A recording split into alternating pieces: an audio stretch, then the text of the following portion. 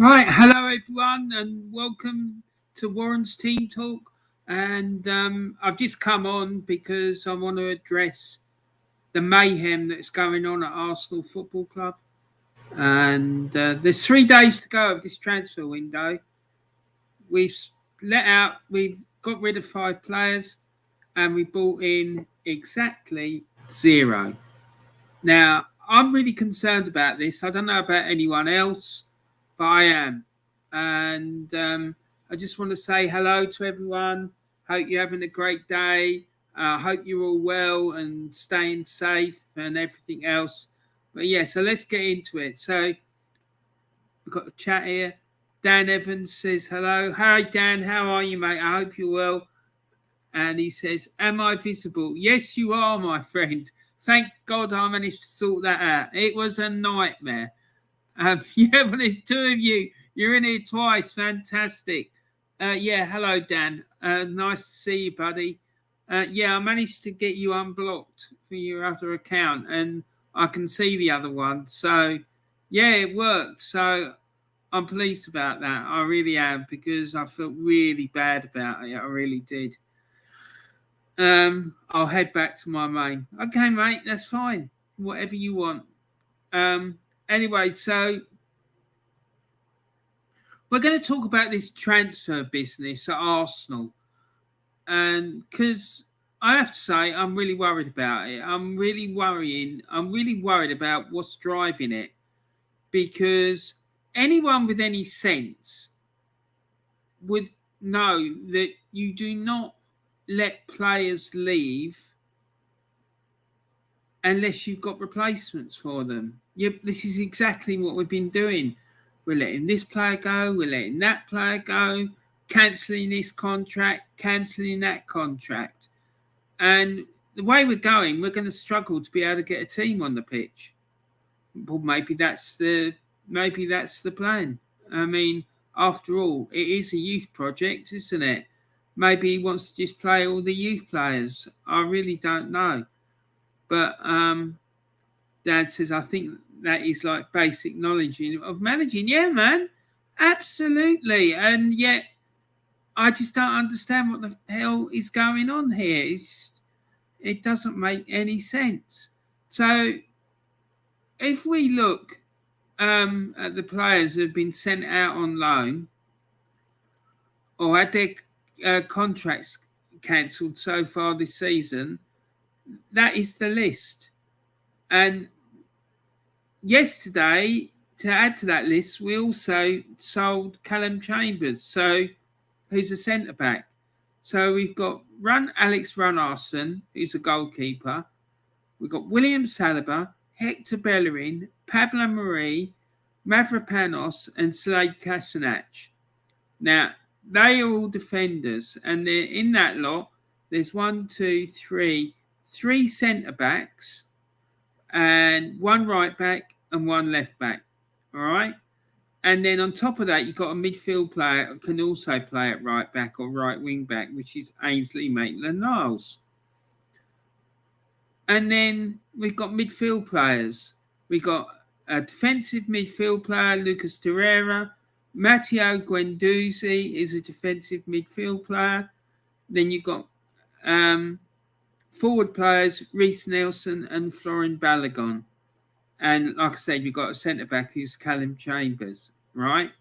So all that lot, and no replacements. I just don't get it. It's not like the squad is like really hideously bloated and we needed to offload a load. I know at one point it was getting to that stage, but it's not at that point now, certainly not. So now what I want to do is I want to look at the squad as it is now. And you've got 3 goalkeepers, Bernd Leno, Aaron Ramsdale, and Arthur Okonkwo. I'm not sure if I pronounced his name properly. You could fill the whole team with just rejects. Yeah, and some of those rejects are better than the players we've got. Let's go back and look at it. Right, So William Saliba, he would walk into the team. Hector Bellerin, you could have a debate about that. I wouldn't play him. I don't think he's any good, but he could. Then you've got Ainsley Maitland-Niles. He would get into the team. Lucas Torreira, in my opinion, would get into the team, as would Matteo Guendouzi. And I think Balogun could get on the bench. And Callum Chambers would probably get on the bench as well. So, yeah, we've got better players out on loan than we have in the first team squad. It's just crazy. I really don't understand what the hell's going on and what's driving it. That's what I really want to know. I want to know what's driving it. Why is this being allowed to happen? Because it doesn't make any sense. It's absolute madness. And then this is the first team squad, like I said. So we've gone through the goalkeepers. And then the defenders, we've got Kieran Tierney, who's a left back. Benjamin White is a centre back. Gabriel is a centre back. And Rob Holding is a centre back. And then you've got Tomiyasu, who's a right back, but can also play as a centre back, allegedly. And Kieran Tierney, who can also play as a left back. He's done it on numerous occasions for Scotland. Well, he does do it for Scotland because Andy Robertson plays at left back for Scotland and Kieran Tierney plays in a back three, in a three with two other centre backs in a three centre back formation for the Scottish national team. So, yeah, and then you've got Nuno Tavares, who's a left back or allegedly can play as a right back as well. But I don't think Tavares is any good, to be honest. Dan Evans says, I think this man is getting paid by Tottenham to F up Arsenal. Well, it does cross your mind if there's something nefarious going on. It really does, because to me, it just don't make any sense. It really doesn't. Some of his decision making is just weird. It's weird. It just don't make any sense. Now we move on to the midfield, right? And we're really weak in midfield as it is. So you've got Thomas Partey, who's a central midfield player. Now, I'm not sure if he's served his suspension yet or not. I've got a feeling he might have done after he got sent off against Liverpool in the Carabao Cup. And I think he would have served his suspension in that weekend, just gone. Then there's Martin Odegaard, who's an attacking midfield player. Emil Smith-Rowe, he's an attacking midfielder or a left midfielder. And then you've got Albert Sambi Lokonga, who's a central midfield player. You've got Mohamed El Neni, who's a defensive midfield player. And Granit Xhaka, who's a central midfielder stroke defensive midfielder. But I think he's suspended, and Mohamed El Neni is still on international duty with the Egyptian national team at the African Cup of Nations. So out of that lot, we've only got we've got 4 players who potentially are available for selection. But I think Albert Sambi Lokonga, sorry, not Albert Sambi Lokonga, I think Emil Smith-Rowe has got COVID, right? So we've got 3 who are going to be available for suspension, injury. So if one of them gets injured or gets picks up COVID or whatnot, then we're down to 2, right? And he's allowing people to leave without getting a replacement. It just don't make any sense to me. And now the forward line with Nicolas Pepe, what does it mean by out of favour? I'm coming to that, mate. The back, Bukayo Saka.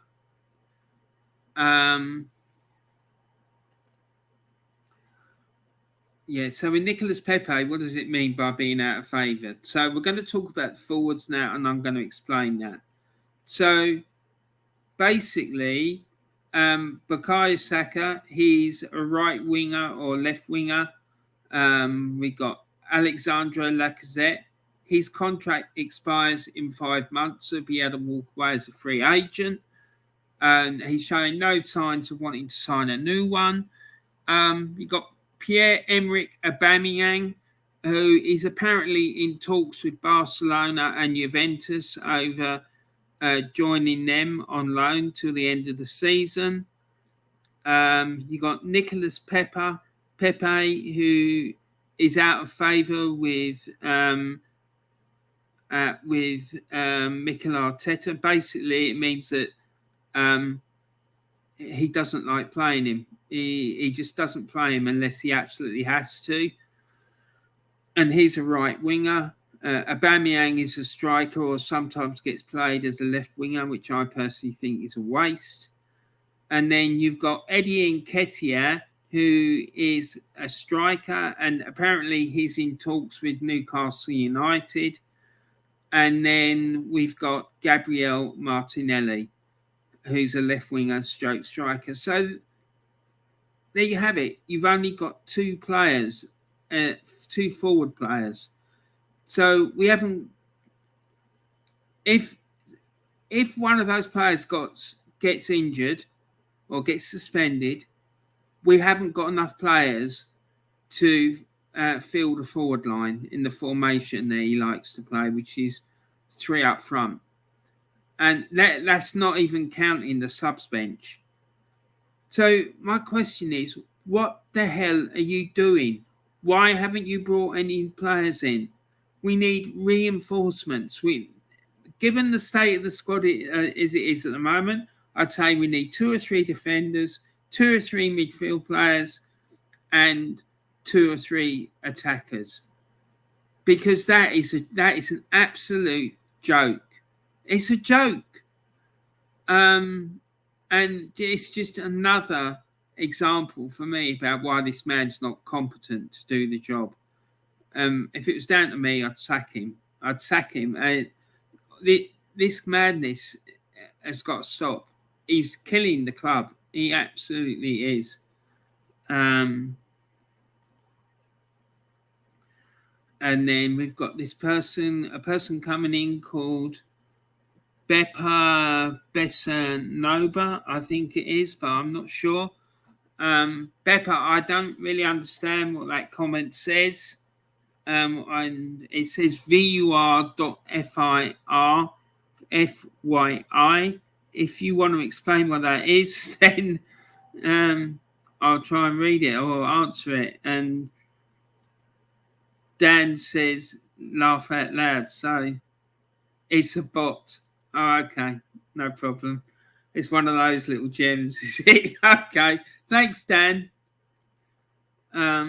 I did wonder, but I just wanted to say something in case it wasn't. Yeah, so I don't know, man. I just find the whole thing really worrying, and it's quite depressing, really. Because if we do not sign any players between now and Monday, I can seriously see us having a serious problem before the end of the season. And Dan says, yeah, one of those lovely gems, just like that guy yesterday. Yeah, well, less said about that prick, the better, mate. Don't worry about him. I just find it staggering that people would make 7 or 8 accounts, just constantly coming in and talking absolute shite. I just don't get it. I find it unbelievable, but still, yeah, never mind. Bless him. Yeah, so basically, I have got a petition. I've created a petition on the change.org website, which is aimed at Arsenal Football Club to tell them that we don't want Mikel Arteta to be given a contract extension. So anyone who's watching this, who either live or on playback, who on playback who doesn't want him to be given a contract extension. Make sure you click on the link about the petition, which is in the video, in the description of this video, and you'll be able to sign the petition. And yeah, we'll make sure that we get our voices heard by the football club, because I just can't see anything other than a disaster with this man at the helm. I really can. And Dan says views go up though. Yeah, that's true. And that's what I was saying to him yesterday when he kept doing it. He said, mate, I don't understand why you're doing it. All you're doing is helping me get my video noticed by YouTube. So yeah, keep doing it, pal. Honestly, that's why I find it so laughable. So yeah, there we go. So I just wanted to say that, see what other people think. If you're watching this on playback, thank you very much, and please put in the comment section what you think about it. Put a comment in the comment section about what you think about the transfer window so far for Arsenal, and also tell me what you think's driving it, because I really want to know. I really don't understand it. I just think it's absolute madness. So yeah, if you could do that, I'd be really, really grateful. Yeah, I just want to big up the Guna Claude Trust, as I always do. The Guna Claude Trust was set up in memory of Claude, who was a regular on AFTV, and then he went and set up his own channel called the Claude and the Bansters. And when he died, his daughter set up this trust, and the idea of the trust was to give youngsters opportunity to go and see a game of football at the Emirates Stadium, something they probably wouldn't necessarily otherwise be able to do. And yeah, it's a great charity, great trust. So click on the link, it'll be in the description, and go and find out all about it. It is a really great charity, and yeah, please give them some support if you can. And then also, I want to big up all these other YouTube channels. There's the Old Skool Gunner. He's been supporting Arsenal since 1992. On his channel, he discusses all things Arsenal, and he brings you very insightful Arsenal content. Yeah, so he's a great guy. I love him to bits. I think he's really got his finger on the pulse of the football club. So yeah, go and check out his channel. Then there's Arsenal Alex. He's probably one of my favourite YouTubers. As a massive, passionate Arsenal fan, he brings you all things Arsenal, including instant match reactions and reactions to breaking Arsenal news as it happens.